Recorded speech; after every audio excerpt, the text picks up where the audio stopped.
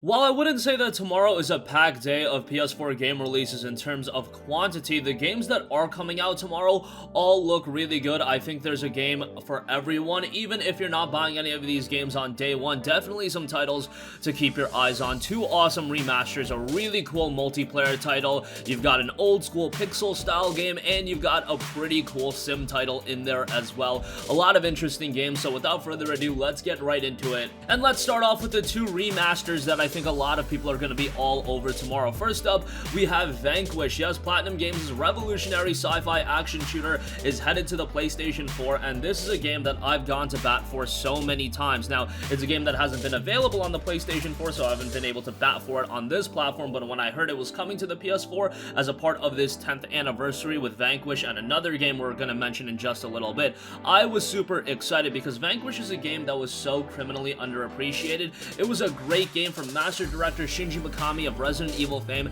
Sega brought Platinum Games' revolutionary sci-fi action shooter to PlayStation 4. You've got a higher frame rate in this one, unlocked HD resolutions, and a lot more upgrades in this one. And the best part about it all is it's going to come at a great price point of $19.99. I really thought that was ultimately Vanquish's undoing on the PlayStation 3. It was a $59.99 release. It was like a 5 to 6 hour long game, and yes, while there was some replayability, that's just always going to be a little bit of a hard sell, especially because I think it came out in the fall of 2010, and there were a lot of major games coming out back then, so, you know, for a game like Vanquish, it was probably a game a lot of people passed up on, and that was a little bit disappointing because it was such a fun, arcade-style third-person shooter. That's really what I can say about it. It's a little bit zany, a little bit wacky at times even, especially with the narrative. However, you've got some fast, fluid, and frenetic combat in here. It's signature action mechanics from Platinum Games. You know what to expect out of a Platinum Games action title, but I'll even go as far as to say that this is a little bit more crazy than even an average Platinum Games title, and if you know Platinum, you know that's saying quite a lot. You've got shooting mechanics, you've got melee moves, you've got firepower, legions of enemies, a lot of boss fights in there as well, and the game still looks pretty good, given the fact that it is, again, almost a 10-year-old game at this point, and there's a lot of challenge and competition as well. Race to the top of the online leaderboards with a rewarding scoring system and multiple difficulty modes that ensure a level of replayability. I wouldn't say that this is a game that the majority of people are going to play, you know, 5-6 times over. However, to be perfectly honest, over the last 10 years, I do believe I've played Vanquish 5-6 times over after playing it on the PlayStation 3, playing it on PC, and guess what? I'm going to be playing it again once it comes to the PlayStation 4. On PS4 Pro, you will be playing the game at 4K as well, so that's really great. And if you're a fan of action games, if you want a game that's just a little bit get in, get out, that you could probably complete during an evening, Vanquish is definitely a great title. Again, that might scare some people away based on the fact that, yes, this is a shorter game. However, it packs so much action within the time period that you play the game that I think it's absolutely worth it. And again,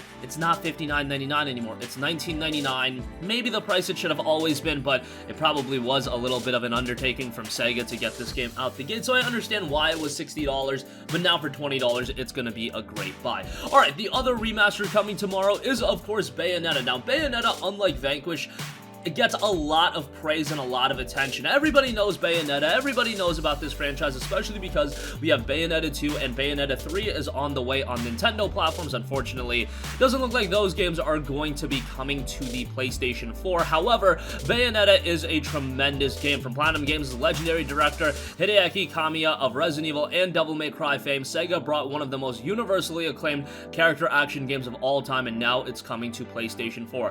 Bayonetta, the last survivor of an ancient witch clan who kept the balance between light, dark, and chaos, entombed to protect herself and the world as we know it. Bayonetta is discovered and revived after 500 years, sparking a chain of events with cataclysmic repercussions. So obviously, from a narrative standpoint, it's nothing completely out of the realm of ordinary in zany Japanese action titles, but nonetheless, it's pretty good and fundamentally sound from a storytelling standpoint. Thrust straight into battle with only one clue to her past, Bayonetta must discover the truth and fight for the future. Her daunting conquest sees her face off against countless angelic enemies and giant foes in a game of 100% pure action. You've got deadly grace in the title, an alluring, stylish, and all-action heroine unlike anyone else on the gaming landscape. Bayonetta is ready to push your senses to the limit. Climax action, over-the-top action in extreme environments resulting in continuous high levels of tension and excitement. Bayonetta pushes the genre into new realms of intensity. You've also got some extravagant combat in there, and comparatively speaking, Bayonetta was always a little bit compared to the early early Devil May Cry games. I don't want to compare it to Devil May Cry 5, but I always thought Bayonetta was a level above, yes, even the earlier DMC titles. Now, it's not necessarily a fair comparison. Bayonetta came out in 2010, DMC4 was 2008, so you're talking about a couple of years difference. That's why I don't want to compare it to DMC5, because I do think DMC5 is a superior game. However, if you like action games like Devil May Cry, Bayonetta offers some elements like that, and I do think you're really going to enjoy it from that standpoint. Another 1999 release, so it's really good. I should mention that, of course, you can pick up both games. It's $39.99 for both titles, so you're literally paying a penny more. However, if you decide to go the physical route, you're limited to buying both games in one collection. However, you get an awesome steelbook case as well, and that steelbook case looks fantastic. So from that standpoint, if you're into stuff like that, maybe go out of your way, go to your local retailer and pick up the game, because that steelbook case does look really awesome. And Bayonetta and Vanquish are both out tomorrow. Alright, next up, here's a game that I'm very much excited for. A new multiplayer experience comes Crytek's Hunt Showdown, which has been out on PC and Xbox One for quite a while, received very well on both of those platforms, but now it's making the transition to the PlayStation 4. Hunt Showdown has a lot to it. This is a game that's been evolving quite a bit over the last year or so. Hunt Showdown is a competitive first-person PvP bounty hunting game with heavy PvE elements as well. From Crytek, the makers of Crysis, set in the darkest corners of the world, it packs the thrill of survival games into a match-based format. If I can say one thing about Hunt Showdown is right away, you're probably going to be a little bit allured by the visuals. Visually, the game looks fantastic, and that's to be expected given that it's Crytek. Hopefully, it makes a decent transition to the PS4. It looked pretty good on Xbox One, so